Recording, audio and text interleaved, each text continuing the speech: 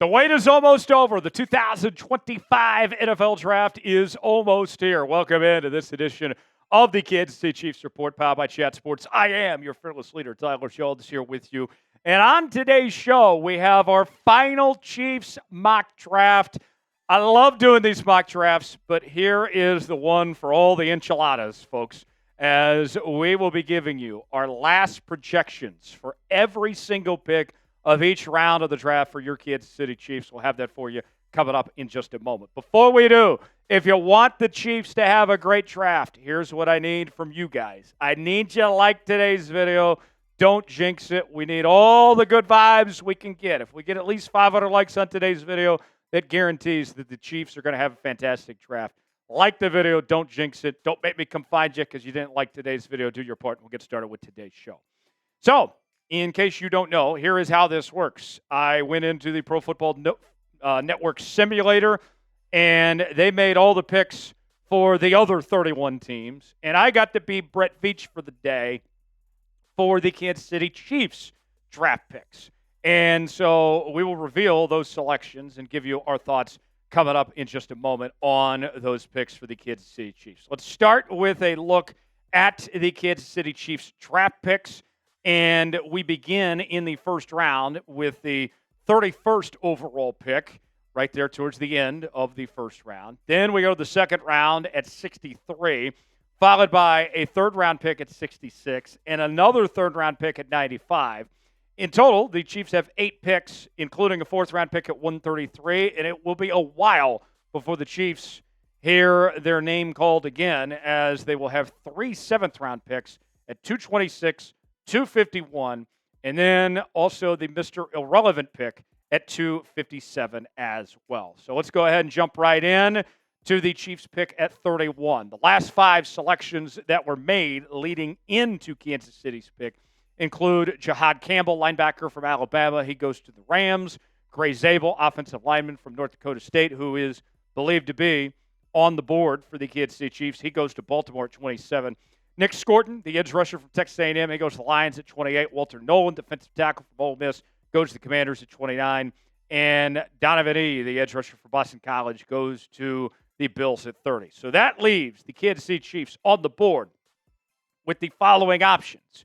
We could go with Josh Simmons, the offensive lineman from Ohio State. We could go with Emeka Ibuka, also from Ohio State, the wide receiver position. Corner Trey Amos is available. Another offensive lineman, Josh Connerly Jr. from Oregon, or Kenneth Grant is still out there, the defensive tackle from the University of Michigan. So who will it be? Dun, dun, dun, dun, dun, dun, dun, dun. With the 31st pick in the 2025 NFL Draft, the Kansas City Chiefs select Josh Simmons, Ohio State offensive lineman.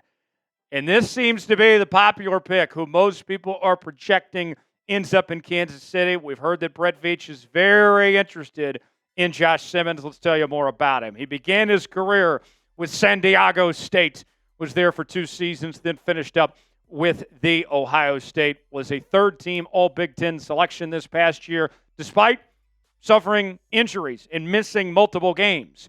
He was also a part of Ohio State's national championship squad this past season. His grades, according to PFF, pretty solid overall grade, 74.4. Pass block grade was outstanding at 82.0. A run block grade of 68.7. Did not allow a single sack, only got called for 1 penalty. And you take it a step further, looking at his PFF stats, did not allow any hits, only 1 hurry on the quarterback. It was a very good year, even for the small sample size for Josh Simmons there. His scouting report, he is a loose and fluid mover. He's got excellent quickness, very good play strength. He has the inside strike ability to punch. And although he did a good job with penalties this past season, throughout his career, he's had some careless penalty issues. But many believe that a healthy Josh Simmons could very well end up being the best offensive lineman in this draft. So despite the injuries, there's some really good value if Kansas City were to select him here at 31. So let's put you on the clock now on our pin comment today. Should the Chiefs draft Josh Simmons at 31 overall? You got 2 options here. Type S for select, P for pass. Weigh in the comments section. Let us know what you think. Today's show is sponsored by our friends at Chubbies, and I am wearing their fantastic neon shirt. You can see I'm supporting the Kansas City Chiefs, looking very good, if I might say so myself. And not to mention, this shirt is super lightweight and comfortable. Fellas, April is here, but this ain't time for fooling. It's the time to let those thighs breathe, whether you're playing a round of golf with the fellas, hitting up a beer garden, or visiting an actual garden. Chubbies has you covered for all the good vibes that warm weather brings. Bright polos that demand attention? Check. Killer shorts that show off those beautiful thighs? Double check. Hitting up the pool or the beach? Their classic lined swim collection has your new favorite trunk for all those sunny days. For everything non-water related, their original shorts provide that classic look with a fresh vibe and modern fit.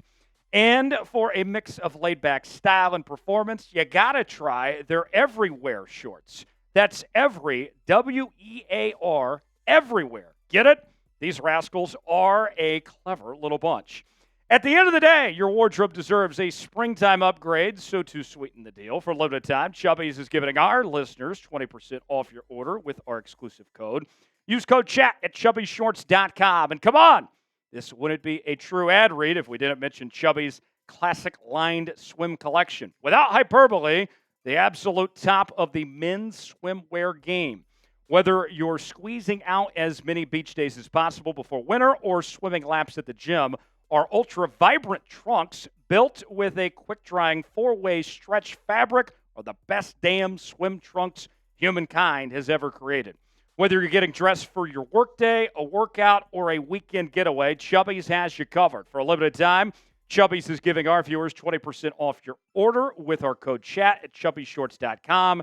That's code CHAT at chubbyshorts.com. Support our show and tell them that we sent you. Don't blend in with the crowd. Stand out with Chubbies. The link is in the comments and description of today's video. Check out Chubbies today. You'll be glad you did. We move ahead now to the second round with the 63rd overall pick. The Kansas City Chiefs go receiver, and this is where we find TCU's Jack Bech is the selection. Bech began his career at TCU, was there at LSU, then was at TCU for 2 seasons to follow after that. He was a second-team All-Big 12 selection in 2024. He was also named the MVP of the Senior Bowl, and he was very emotional there at the Senior Bowl. He's a guy that plays with a ton of heart, and he had a breakout season this past year at TCU with over 1,000 yards receiving, 16.7 yards of reception with 9 touchdowns, and he doesn't have a drops issue at all. He does a very good job of hauling in those passes with just 1 drop. And this is somebody with strong, dependable hands. He's a good route runner. He's very big for his size, a ball winner. This is not your typical white receiver, ladies and gentlemen. He's got short area quickness. He does lack ideal explosiveness, but I think there's a lot to like about Jack Bech, and he would offer something that currently the Kansas City Chiefs don't have in that explosive, deep-ranging receiver in that sense. So let's ask you, what do you think about Jack Bech? Should the Kansas City Chiefs draft him at 63? You got 2 options here. Type Y for yes, in for no. Chime in the comments section. Tell me what you think.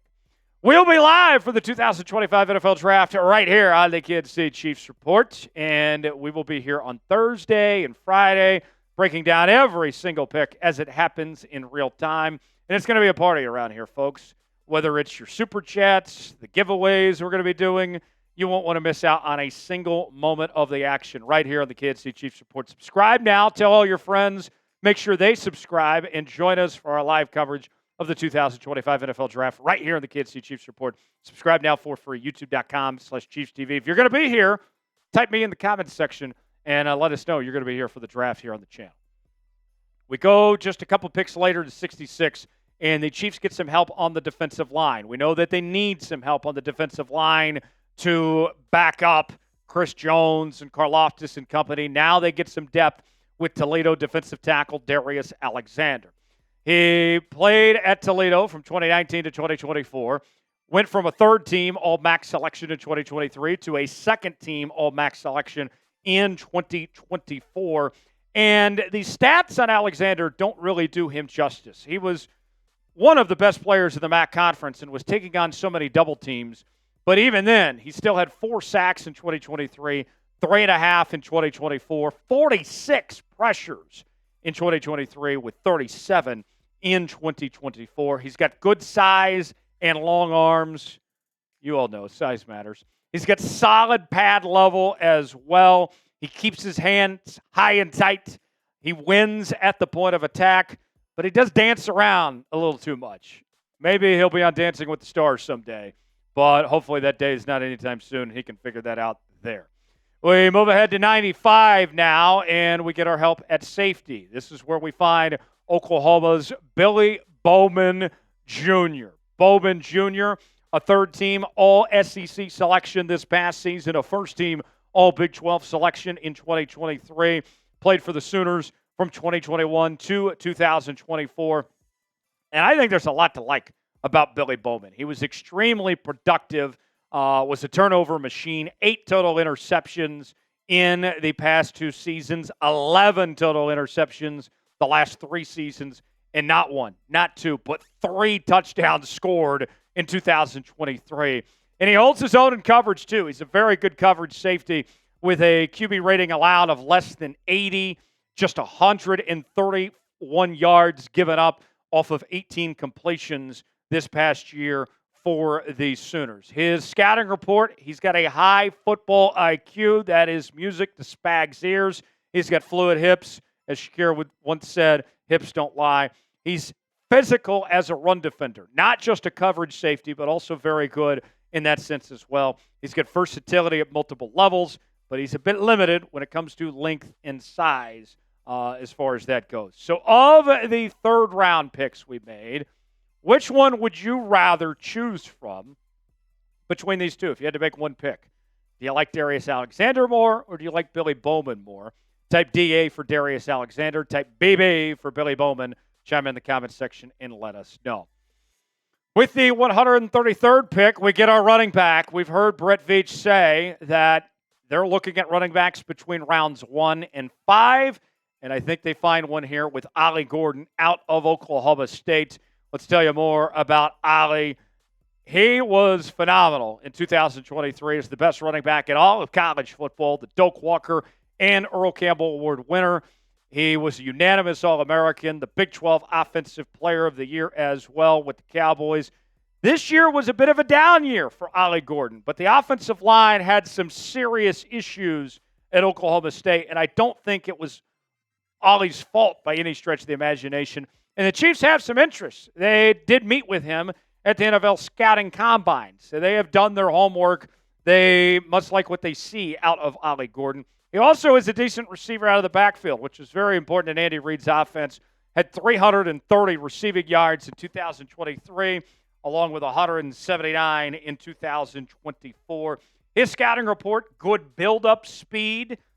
He's got a powerful running style. We know that Andy likes that out of his running backs with Pacheco and Kareem Hunt, among others.